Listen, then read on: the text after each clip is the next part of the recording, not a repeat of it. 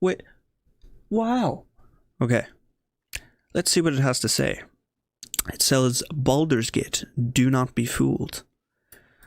Playing over 50 hours of early access myself, I'm here to tell you that Baldur's Gate 3 is not for everyone. Oh, really? To all of you RPG fans out there, if you're sitting on the fence about this game, then this video will be very useful, and I will explain why now. Baldur's Gate 3 is set in the world of and heavily influenced by 5th edition of Yeah, it is. And because of this, it has entire volumes of rules which influence every single possible interaction across the whole game. However, just because it is heavily inspired and influenced by these rules, it doesn't mean that you need to be a seasoned D&D player. Even if you have no Which I am not. playing D&D like myself, it doesn't mean that you can't become fully invested in this game and enjoy the beautiful storytelling that comes with it. And here comes the but. Big old but. Because Baldur's Gate 3 sticks so closely to these D&D rules, it's absolutely necessary to point out that going into this experience, you need to be aware that there is a huge difference between an RPG, an ARPG, and a CRPG. I do not know those differences. Because Baldur's Gate is a CRPG. Just because you like games like The Witcher, Fallout, and Diablo, which are all RPGs and ARPGs, doesn't automatically make Baldur's Gate 3 a game that you'll enjoy, but it does help. So what exactly is a CRPG? Well, CRPG stands for Computer RPG, in other words, a computer role-playing game. Okay. Essentially, you're role-playing on a computer as if you had your very own D&D character. CRPGs reflect the speed of tabletop games by being very tactical with elements Like Divinity. combat. Divinity Within that, was the rules epic. of D&D apply to everything that you do, meaning that sometimes you want to do things and a roll of the dice can be the difference between allowing or denying success. So with this inherent likeness to D&D, it means that character progression and development is extremely deep and personal.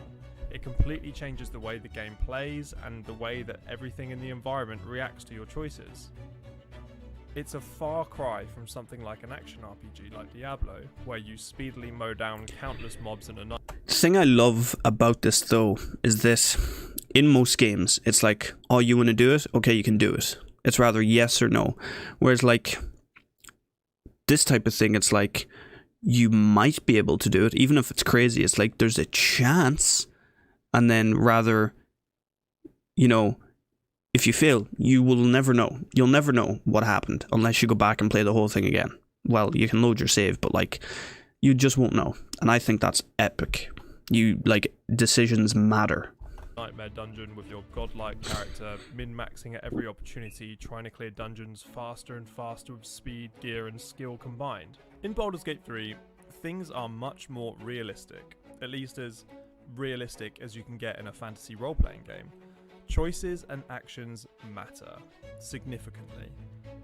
Even if in the moment you don't realise it, choosing to do one action over another can have a butterfly effect that Butterfly effect changes your journey for better or worse, creating a truly unique experience for you. This distinction between a CRPG and other RPGs is significant and not to be overlooked. This genre of gaming is much more personal.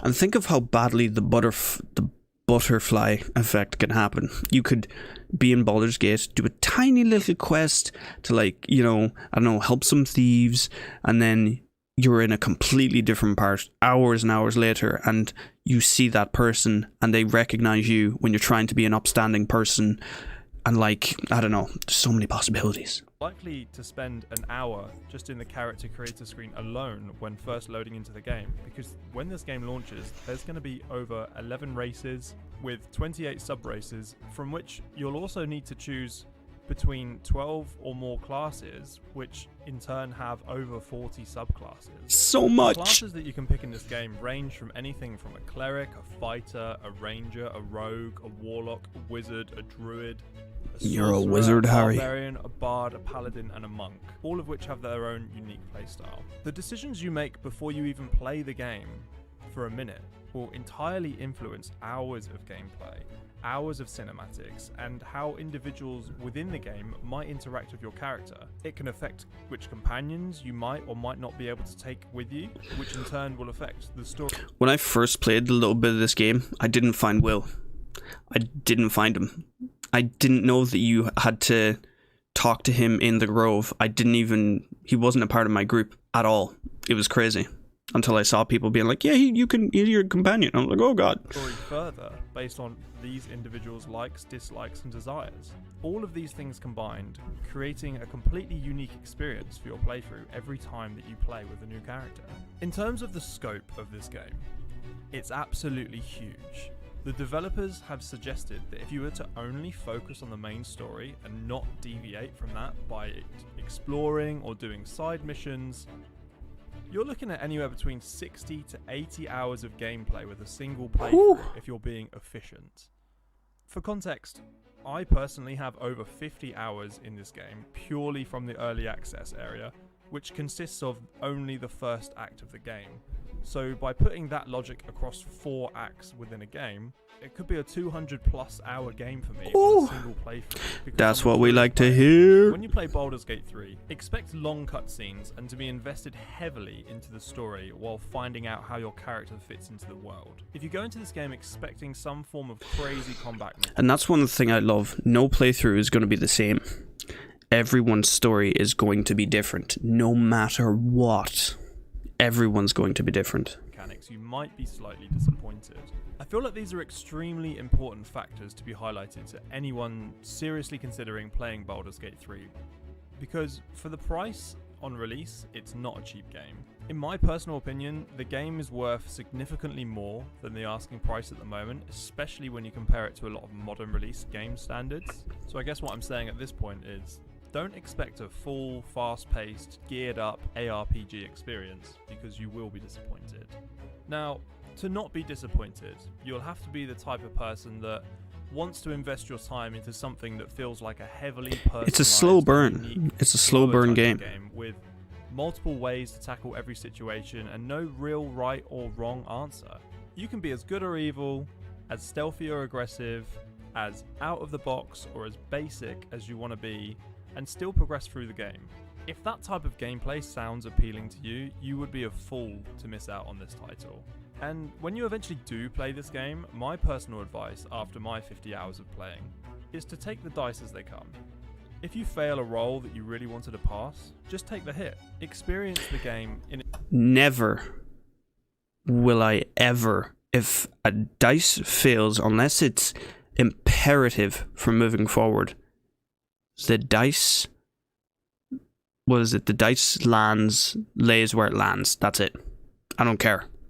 If it means one of the favorite people dies, the dice are the dice. In its true. Okay. If you play like this, your playthrough will become a truly unique experience and one that you'll likely remember fondly indefinitely. So yeah, within this video, I really wanted to make the clarification that there is a huge difference between different types of RPGs, and maybe this game isn't for everyone, and people should be fully aware of what they're getting into before they invest into it. I'll be making another video on Baldur's Gate 3 post-launch after I've managed to get through all of the story, and I'll give it an official review. If you've enjoyed this video, let me know what you're most excited about in Baldur's Gate. Yeah, man. I don't know. I know he says it's not for everyone, but it's going to be really tough to not like this game, I think. Even for someone who doesn't even play these type of games. Like, it's just... There's too much. There's too much, and it's too cool. It's way too cool. Super epic. There's going to be so much content to it. Oh my god, where are we? But yeah, that's it. That is our official end to High Wrath and Early Access. Tomorrow is when things get real. When the adventures begin. When the mistakes happen. When the story starts to happen. When the adventure starts to happen. It's gonna be amazing. No matter what happens, it's gonna be amazing. And I'm just so excited. It's gonna kill my computer. But I'm so excited. Ugh. And I don't think there'll be another game like this for a while. Like I've said, even just from the first act, I'm already way happy. The first act already killed it. Already. So, anything that adds to it will just add to it. It's just a bonus. So sad that I'm going to delete all my progress, all the decisions I've made, but I can't wait for tomorrow. I can't wait. It's going to be epic. And we're all going to be there. We're all going to be there to join in on the journey. So, I will see you there. And make sure to like and subscribe to follow along on the journey and to see if we make it. I want to become a vampire really badly, by the way.